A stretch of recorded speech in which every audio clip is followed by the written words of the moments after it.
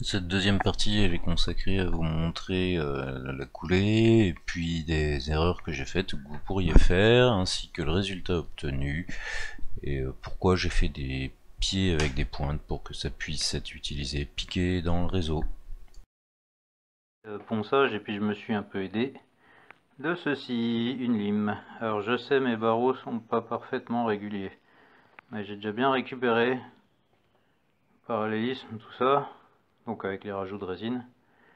Et puis en épaisseur aussi, même si c'est pas facile à voir. Voilà. Moi, vous voyez le poteau, il fait pas la même épaisseur. Voilà, là aussi, pas la même épaisseur. Donc maintenant, il s'agit de reprendre l'empreinte. Alors, retour à l'empreinte.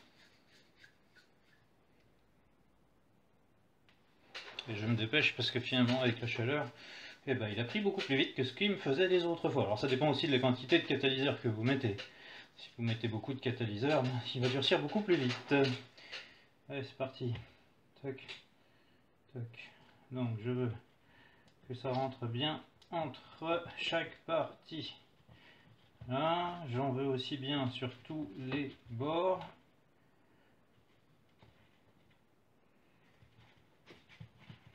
Je veux que chacun des bords, donc voilà, je presse bien tout vers l'intérieur. Et maintenant, je remets mon supplément de volume. Bon, bah, comme tout à l'heure, hop, hop. Voilà. Je presse, je presse, je presse. Je redonne ma forme. Hop, on y retourne. Toc. Toc. Ah, tiens, je permets mieux le truc. Voilà. Bon, idéalement, il faudrait que je sois à plat. Je n'ai pas pris le niveau.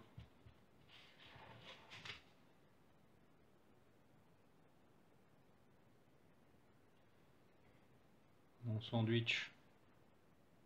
Vous avez faim? Un petit casse-croûte? Ok, bah c'est pas mal. Au pire, je peux encore represser avec le crayon, mais ouais, il est déjà en train de prendre. C'est ce que je disais, je me suis fait avoir par la chaleur tout à l'heure. Il est déjà en train de prendre. Donc je vais bien le laisser entre les deux, et puis on revoit ça quand c'est pris. Voilà le résultat, silicone en place.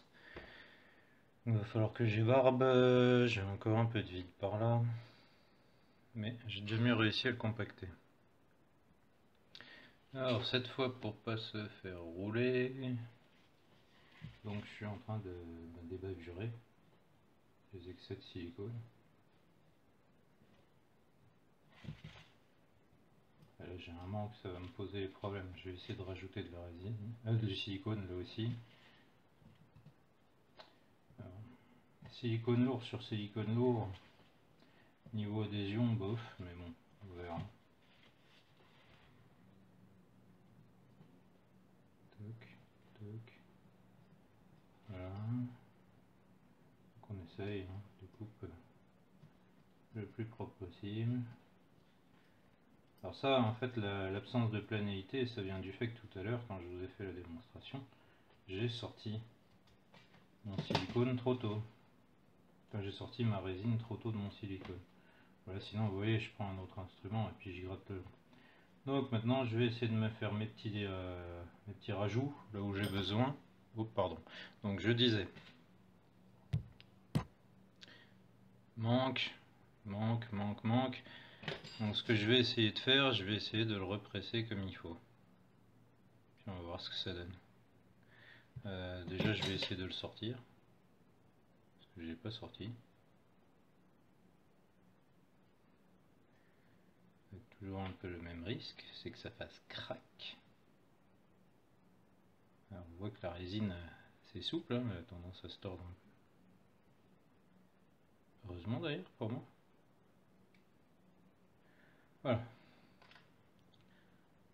L'empreinte elle est mieux. Je vais essayer de compenser les erreurs. Donc là, tout ce que je disais, contre dépouille, je vais essayer de couper et puis je vais essayer de remettre du silicone là où ça manque. Donc là j'ai détouré, je vais voir pour remettre du silicone. Donc la wash technique, en fait, c'est une technique de surcompression. Alors c'est la première fois de ma vie que je vais le faire comme ceci, avec un silicone dit lourd. Ça se fait normalement avec un silicone light, on va voir ce que ça donne, et pour la surcompression, et pour comment pour le comportement ensuite. Voilà, donc on le replace dans son logement, et puis bah, comme son nom l'indique, hein, surcompression, donc on y va. Hein. Et on aplatit fort. Voilà. Ça c'est de la surcompression. Voilà, on voit que les excès ils ont dégueulé partout, et ce que je vais faire c'est que mes excès, ben, je vais me les rabattre. Au moins ils serviront à quelque chose. Je vais me les rabattre surtout, donc mais je pense que silicone lourd sur silicone lourd ça va pas adhérer. Mon avis. Mais bon. On verra. C'est un test. Je teste pour vous. Au moins, vous ne pourrez pas dire que je vous montre pas des trucs.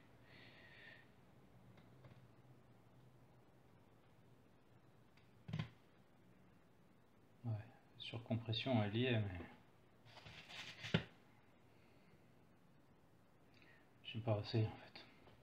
Donc hop, je fais exprès, hein, j'élimine pour vous montrer. Donc j'ai bien ma surcompression, comme voulu. Je vais faire exprès d'enlever ce qu'il y a autour, parce que c'était de boucher les trous là. Ok, ça je vire, ça je vire.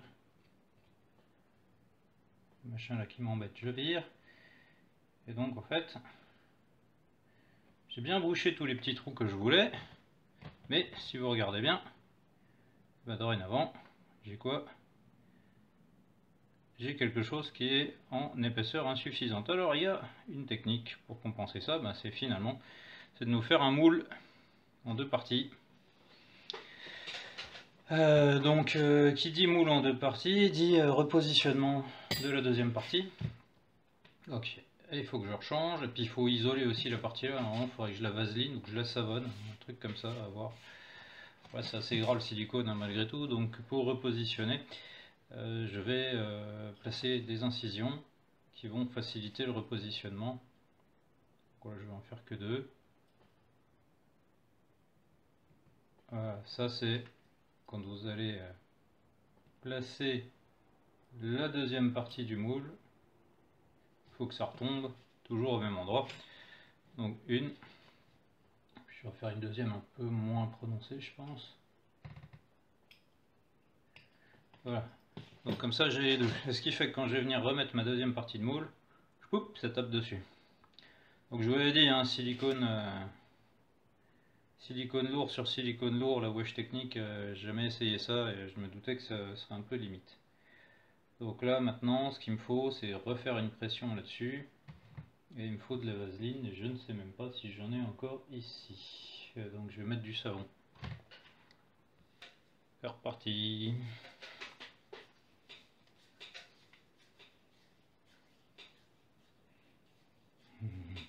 Tous les coups j'en ai pas pris assez. J'ai voulu radiner, je vais me faire couiller. Mais à coup pas.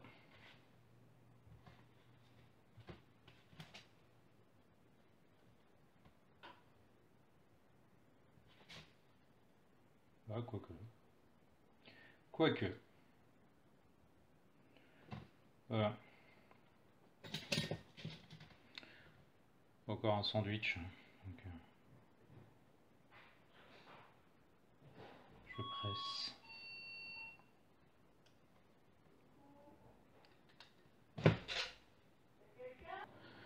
Voilà la contre-empreinte. Hein. Les deux, et on peut remettre en place. Alors j'ai rajouté des tiges d'évent ici et là pour la coulée de la résine, donc maintenant on va essayer de couler ça. Donc cette fois-ci, mon ennui c'est que j'ai mon boule qui est en épaisseur à différents endroits. Donc on va essayer de faire comme tout à l'heure, on remplit, et puis on va voir ce que ça dit. Hein. Voilà, je remplis de poudre.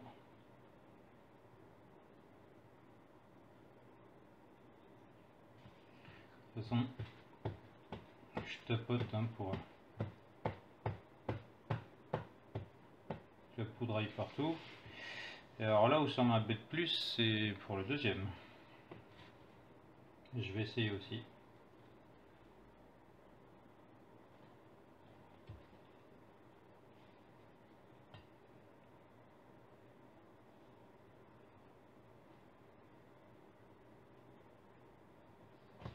Je vais faire l'inverse des archéologistes.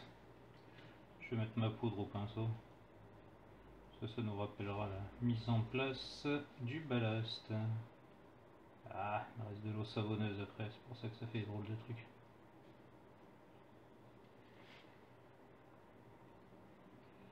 Bon, donc n'oubliez pas, hein, une partie de poudre d'un côté, l'autre partie de l'autre.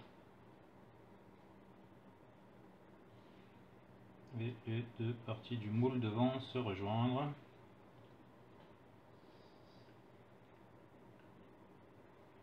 Avec mes tiges des vents pour le surplus de résine.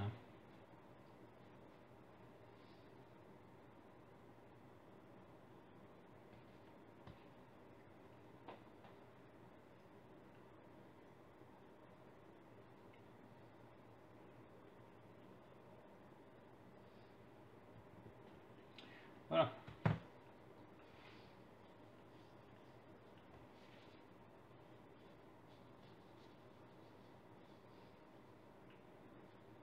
Bon bah il n'y a plus qu'à.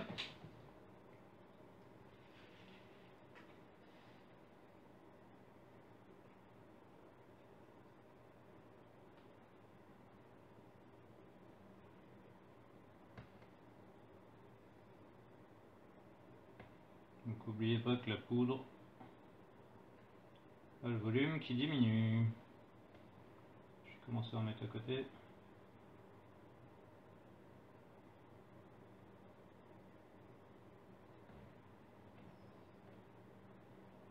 Donc une fois imbibée, la poudre voit son volume diminuer.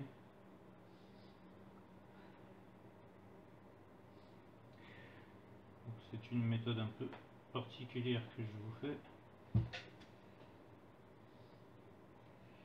Voilà. Je vais remettre un petit peu de poudre parce que je pense que ça va être limite. Et je vais me dépêcher parce que sinon on va se faire avoir. Allez, et puis qu'à remettre les parties du moule ensemble. Voilà, sans pression. Je remets dans le sens là parce que c'est le côté où je veux que ce soit le mieux imprimé. Et puis maintenant il faut attendre pour voir le résultat d'ici quelques minutes. Donc là, vraiment il va falloir prendre votre mal en patience parce que la résine, vous ne pouvez pas contrôler son durcissement. Et pour rappel, qu'est-ce qu'il y a là-dedans? Il y a ce truc là. Ça va, il est plutôt bien résisté, mais j'avoue que j'ai un peu peur, si je m'amuse à encore le ressortir une autre fois, que ça finisse par casser ce machin. Oh, une fois reprise à la lime, quand même de la gueule cette barrière. Pour revenir au moule initial qui n'était qu'en une seule face, je vais essayer de le refaire en une seule face, parce que ça simplifie la vie pour la couler. Bon, en plus l'avantage c'est que ça vous permet de définir les épaisseurs que vous voulez, donc ça se joue vraiment où ça se joue là, hein, toutes les petites stries qui sont, quand on les regarde de profil, pas de la bonne forme. Ce sera peut-être un peu plus fin. Ça c'était l'épaisseur initiale. Donc épaisseur initiale, on va le mettre de l'autre côté. Alors que j'essaye. Voilà, 1,5 et 2. À votre droite, je dézoome. Celle qui est rentrée dans le moule, après préparation, celle qui sort du moule est un tout petit peu bavurée. Alors j'avais mis trop de résine par rapport à ce que je vous ai montré, donc j'avais une épaisseur assez conséquente. Voilà un peu l'épaisseur de la feuille que j'avais, donc c'est un petit peu plus chaud à démouler. Donc ça c'est vous qui apprendrez le volume de résine. Il y a encore un peu de travail à refaire, un petit coup de lime entre les barreaux, truc là. Mais par rapport à l'autre, c'est plutôt propre. Et puis donc ce que je disais, si vous voulez les placer, c'est une connerie moi, une comme ça, l'autre comme ça. Et voilà, vous avez vos barrières. Bon, bien sûr, là j'en ai une qui a des pics plus longs. Et puis comme je vous ai dit, il y a un poteau en trop. Ou alors vous faites exprès de laisser en double, c'est en fonction de ce que vous voulez. Mais la logique serait d'être comme ceci. Hein, de cacher l'une avec l'autre, quoi. Voilà. Et ça vous permet de faire votre série de barrières. Allez, bonne construction. Moi je vous ai montré de quoi déjà pas mal avancé par vous-même.